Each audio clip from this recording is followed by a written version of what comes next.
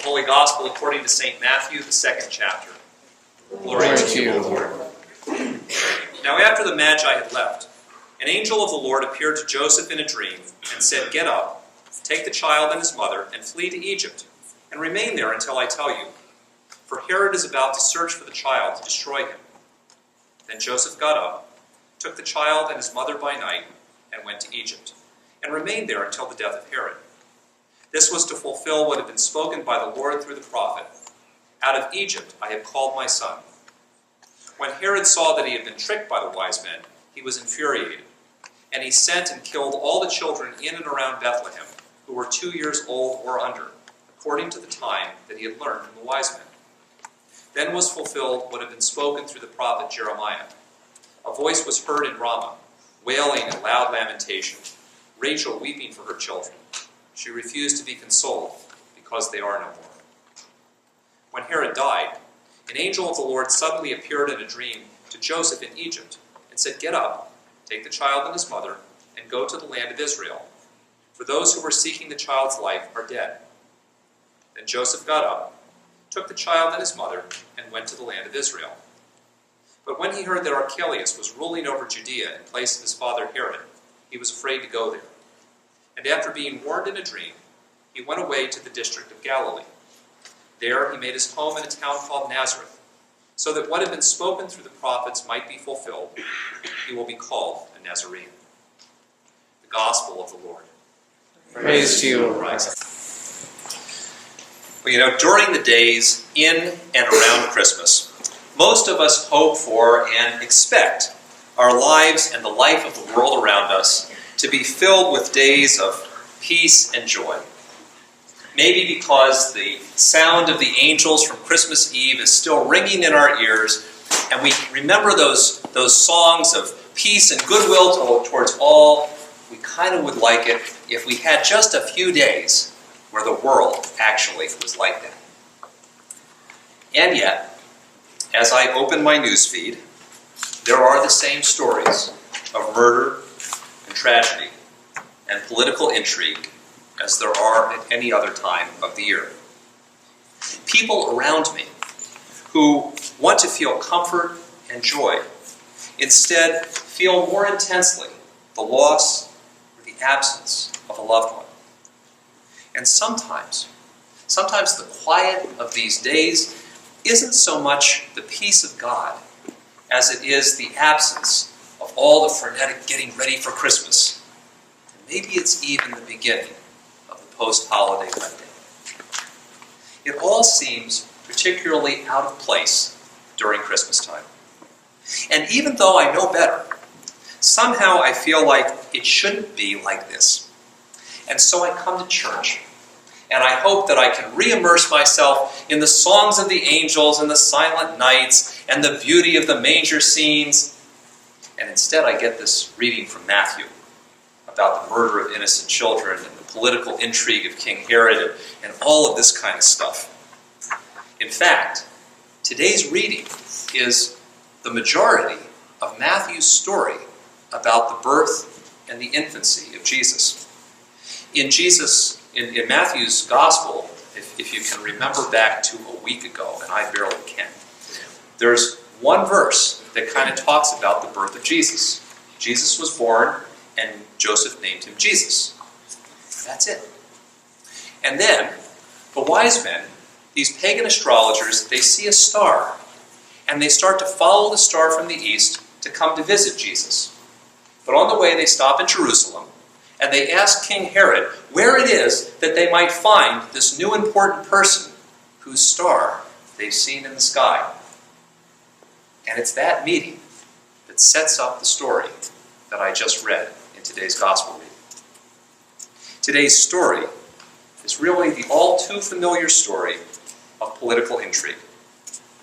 It's the all-too-familiar story of the murder of innocent people. It's the all-too-familiar story of people who are forced to flee their homes and become refugees in a foreign land.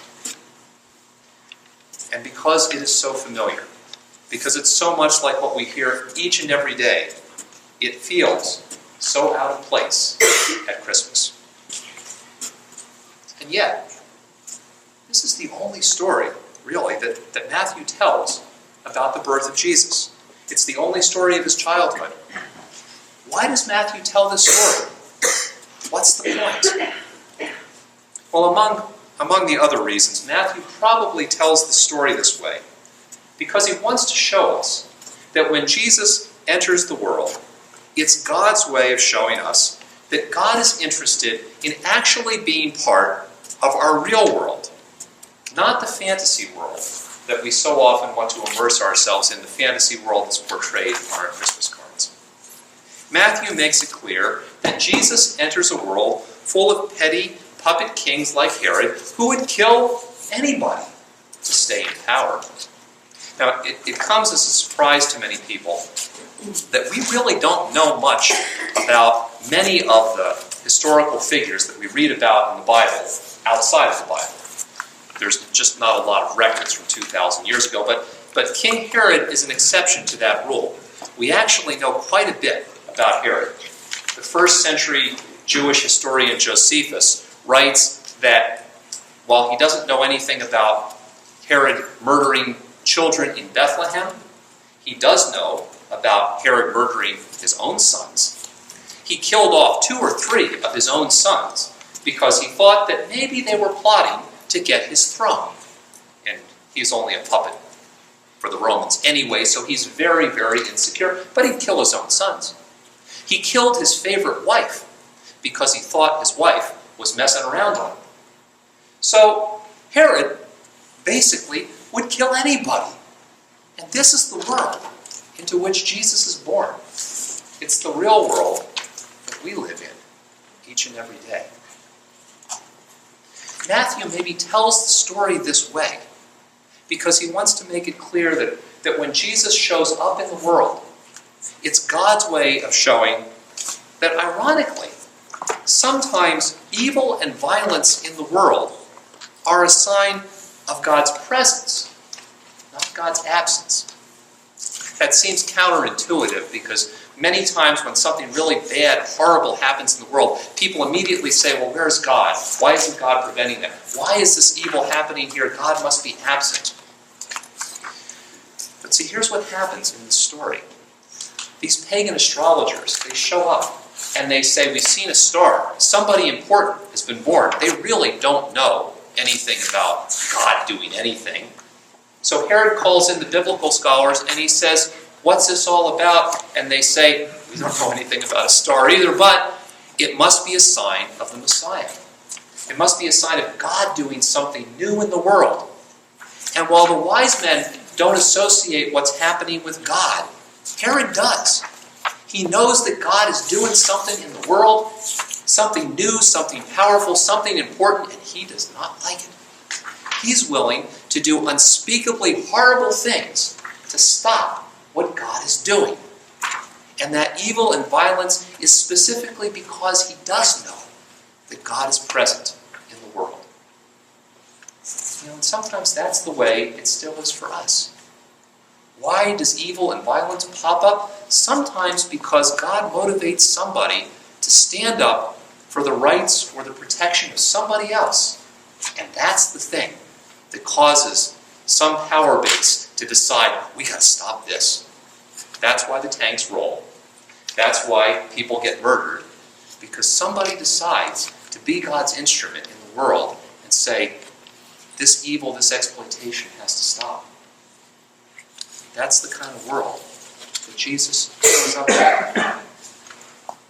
And maybe Matthew tells the story this way because he wants to make it clear that when Jesus shows up in the world, it's God's way of showing that the horrible evil in the world, no matter how horrible it is, finally doesn't win. It doesn't stop God's plan. It doesn't stop God's presence. It would have been easy if you were in Bethlehem right after all of these innocent children are murdered to say, well, hey, that's it. Evil won. We all go home now. But that's not what happened. God's plan wasn't stopped, not even by the horrible evil that Herod dished out. And maybe this is Matthew's way of reminding us that the evil in the world never finally wins out over God's plan. And that's part of the message that God is trying to get across. Well, it's easy to see why Matthew's story of the birth of Jesus is never going to take the place of Luke's story of the birth of Jesus. It's a much better story that we like to read in Luke's gospel. But, in fact, even though this story only shows up once every 3 years in our lectionary, so if you don't like this story, you got 3 more years before we'll ever read it again. The really good thing about having this story is that really, it's part of our story. It's about God making clear that when Jesus comes into the world, God is interested in being part of our real world, which is rife with murder and tragedy and political intrigue, no matter what season it is, whether it's Christmas time or some other time. And in Jesus, God shows up and takes action in our real world, where we need him, not in some fantasy world of Christmas cards. This story, as unnerving, as unsettling as it is God's way of telling us and calling us to be signs of his presence in the real world around us, even and especially when being a sign of God's presence brings resistance and criticism and maybe even the anger of an evil reaction. This story, as unsettling as it is God's way of assuring us, too, that no matter how horrible evil may be at any given moment, it never finally wins out. God's light cannot be overcome by the darkness, and Jesus calls us each and every day to live as witnesses of that good news, even and especially at those moments in our world